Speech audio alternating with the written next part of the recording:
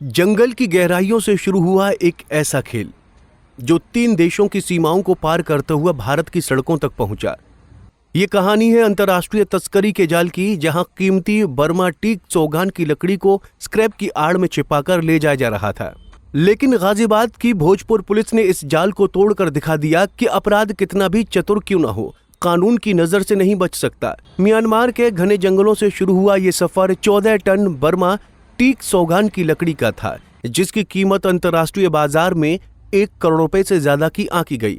ये लकड़ी जो अपनी मजबूती और खूबसूरती के लिए जानी जाती है, तस्करों की नजर में सोने से कम नहीं थी। लेकिन इसे भारत तक पहुंचाने के लिए तस्करों ने एक खतरनाक रास्ता चुना, म्यांमार से नेपाल और फिर भारत की सड़कों के जरिए गाजियाबाद।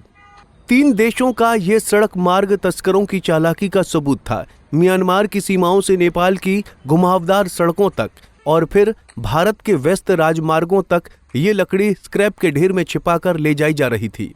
अंतर्राष्ट्रीय गैंग का ये नेटवर्क इतना पेचीदा था कि कई राज्यों की पुलिस इसे पकड़ नहीं सकी, लेकिन गाजियाबाद की भोजपुर पुलिस की सतर्कता ने इस खेल को खत्म कर दिया। इंस्पेक्टर अनिल राजपूत की स्पेशल टीम को गुप्त सूचना मिली कि एक ट्रक जो हरियाणा की ओर जा रहा था, स्क्रैप की आड़ में कीमती लकड़ी ले जा रहा है। भोजपुर थाना क्षेत्र में पुलिस ने नाकाबंदी की और ट्रक को रोक लिया। जैसे ही तलाशी शुरू हुई, स्क्रैप के नीचे छिपी 14 टन बर्मा की टीक चौगान की लकड़ी सामने आई। ये वही लकड़ी थी जिसे तस्कर हरियाणा के बाजारों में ऊंचे दामों पर बेचने की फिराक में थे। पुलिस ने ट्रक के ड्राइवर और कंडक्टर दोनों तस्करों को मौके पर गिरफ्तार कर लिया। पूछताछ में खुलासा हुआ कि यह तस्करी एक अंतर्राष्ट्रीय गैंग का हिस्सा थी, जो सालों से इस तरह कीमती लकड़ियों को अवैध रूप से बाजार में बेच रही थी। 22 जून 2025 को प्राप्त सूचना के आधार पर थाना भोजपुर पुलिस व ग्रामीण जोन की विशेष टीम द्वारा शाम लगभग 5:30 बजे डीएमई अंडरपास के पास चेकिंग की जा रही थी। इस दौरान एक ट्रक को पकड़ा गया, जिसमें बर्मा सागौन की लकड़ी लोड थी तथा कुछ स्क्रैप लोड था। चालक से पूछताछ में उसने बताया कि ये जो लकड़ी है सागौन की, वो उसने इम्फाल मणिपुर से लोड की थी तथा इसे लेकर के हरियाणा जा रहा था, तथा स्क्रैप उसने कहीं अन्यत्र से लोड किया था। इसके विषय में वो वैलिड डॉक्यूमेंट प्रस्तुत नहीं कर सका।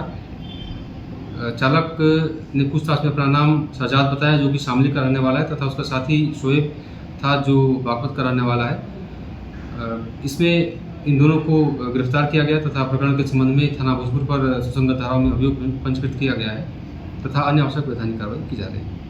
ये ठीक वैसा ही दृश्य था जैसे हमने फिल्म पुष्पा में देखा था, जहां चंदन की लकड़ी की तस्करी की कहानी ने सबका ध्यान खींचा।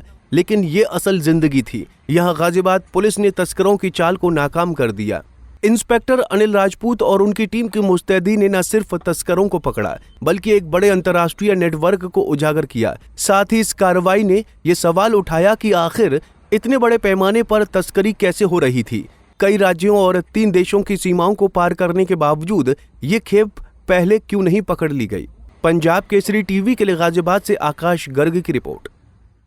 हमसे जुड़े रहने के लिए हमारे YouTube चैनल को सब्सक्राइब करें और नई वीडियो की नोटिफिकेशन के लिए बेल आइकॉन को दबाएं। अगर आप ये वीडियो Facebook पर देख रहे हैं तो लाइक जरूर करें और ज्यादा से ज्यादा शेयर करें। धन्यवाद।